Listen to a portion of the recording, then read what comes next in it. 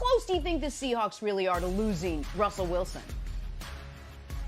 Yeah, I mean, we talked about this a couple of weeks ago, and I said Pete Carroll is on the verge of botching the Russell Wilson era. Like, he really is. You know, you think about the Legion of Boom, that was that era.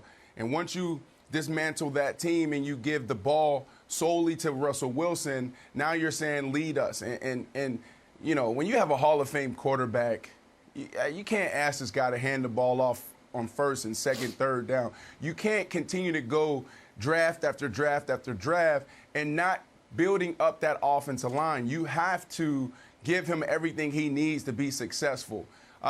This is really interesting. That interview he did with Dan yesterday was interesting because we've never seen this part of Russell, Nick. We've seen Russell Wilson, the husband. We've seen Russell Wilson, the business, the father. We've seen Russell Wilson, the teammate. We've never seen Russell Wilson, the businessman.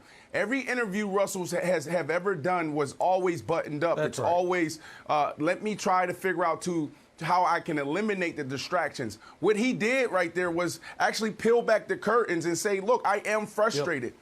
Every interview he's ever done always ended with "Go Hawks, go Hawks." Go Hawks. That wasn't that. Exactly he didn't do that yesterday, exactly Nick. Right. Nick, nope. That was Russell Wilson telling you, That's no, right. I want to see it at the table, and if business can't be done the right way, then it's time for me to move on. That's what I took from that interview. That is the Go Hawks thing. I was thinking the same thing. He always has been the consummate teammate, consummate pro. Just won the damn Walter Payton Man of the Year award, in addition to being a great player. So in honor of Kevin Wilde's birthday, we're going to play his favorite game on or off the air. We're going to play some role play. Because here's the deal. Here is what Russell Wilson, if he was happy, would have said when asked about people calling about Russell Wilson. So people are calling about you, Russ. Well, that's flattering. You know, you always want to be wanted, but, you know, they know what I know, what the Seahawks know. I'm a Seahawk for life. They can, you know, anyone's allowed to call, but I imagine those are very short conversations. And while, you know, I'm not the GM of this team, I can say with full faith and confidence, John Schneider, Pete Carroll are not trading me for anyone. So I'm flattered, but I'm not going anywhere. He could have said that, Wildes. That's right. He chose not to, and to me, that was a very active, clear choice. I totally agree with you. It's what we're not hearing from Seattle. I think Seattle's wasting their time trying to figure out how big of a fire they have on your hands. But here's the thing about fires in real life. Whether you got a little campfire and a spark jumps out and set a little bit of the grass on fire, or your house is ablaze in a raging inferno, guess what? The fire department sends the same fire truck because they don't want any fire whatsoever. Get the Dalmatian out of the way. We're showing up. We're putting it all out. Seattle is not doing that. Like, well, is this a little thing? Is this a big thing?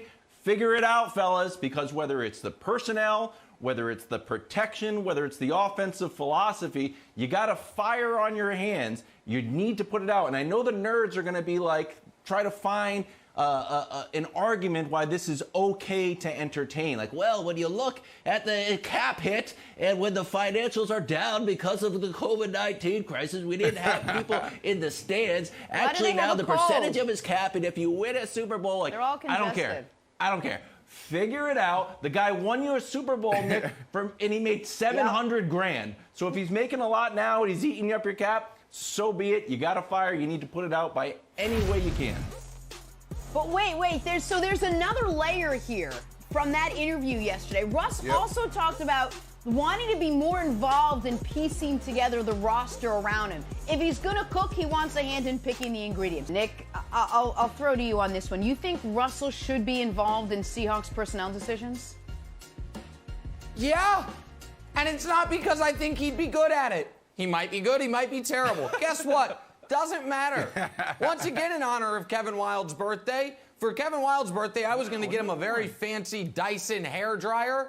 They're like $500, but they're amazing. But then I heard Wildes doesn't believe in using a hairdryer. But I was like, you know what? For a man who loves his hair, he would appreciate it. Guess what? Russell Wilson loves the offensive line. You know what we should get him for his birthday? John Schneider should call him and say, Russ, I don't even know when Russ's birthday is. early birthday present. Our second-round pick, it's yours. You don't talk to anybody. No. You just send us a name day of the draft. Is it your cousin? Is it an offensive lineman from Alabama? Is it a tight end? Do you flip a coin? Right. Do you call Daniel Jeremiah? Whatever you want. Because guess what? Maybe he gets it right. Maybe he gets it wrong. But you know what he gets, Brandon? Happy. We said it yesterday. Yeah. Money, Right. power, respect. And it was not even in regards to Russell Wilson, but they've given him the money, but he's so good, he deserves all three. So you give him the money, now you Right. give him a little That's power, right. that shows the respect. And if he wants to be in on the free agent room, no problem. Whatever you want, Russell, Yep. because we go as you go. That's the answer. Look, here's the deal. It's like they keep trying to bargain. That's what the Seattle Seahawks do. And that's one of the reasons why they got in this position as far as like being successful year after year after year. But it comes a point where you got to grow up. What is the bargain? You try to go get me, Brandon Marshall. You try to come get me after 13 years. I'm done. I can't really help out Russell Wilson. You go get Greg Olsen. Greg Olsen's done. He can't really help out Russell Wilson. You go get Josh Gordon. I love Josh Gordon, but he has some personal issues, some things that he has to face off the field. So you try to go get those type of guys. And then offensive linemen. Go look at the offensive linemen that they bring in. These are guys that are coming off of injury. These are guys that had Pro Bowl years 3-4 years before, and they feel like they can now get back to being themselves. They have to make it a priority to give Russell exactly what he needs. This is a guy that's saying, I want to win now. So to answer your question, should he be a part of it? Yes. There's a few guys that should have a seat at the table. Not everyone are quarterbacks, but when you add so much value to an organization, you should be a part of it. Jay Cutler in Chicago, hell, I was walking in the building one day and I saw Jay Cutler in the offseason walking out, and I'm like, what are you doing here? He said, well, I just sat down with Coach Mark Trestman. I sat down with Bruce Arians. I sat down with Todd Bowles, so I was a part of the interview process. That blew my mind. That was the first time that I saw a player have a seat at a table that big. So Russell Wilson, And Brandon, here's the issue here's the issue, and I'll give it to you. The issue is this. It's, you'll come to me when you and give me a seat at the table when you want to bring in Greg Olsen.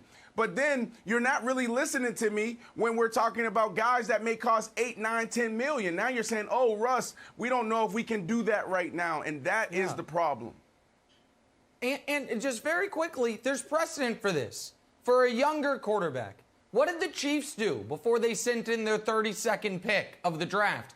They called Patrick. They're like, hey, we're thinking about a running back here. And what did he say? Yep, I'm with you. Clyde Edwards-Helaire.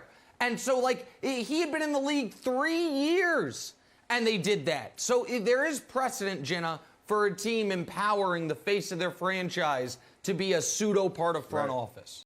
Thanks for watching. Subscribe here to get the latest from the show. Also, be sure to check out more of the best clips from First Things First, or go watch a few segments from our other shows on FS1.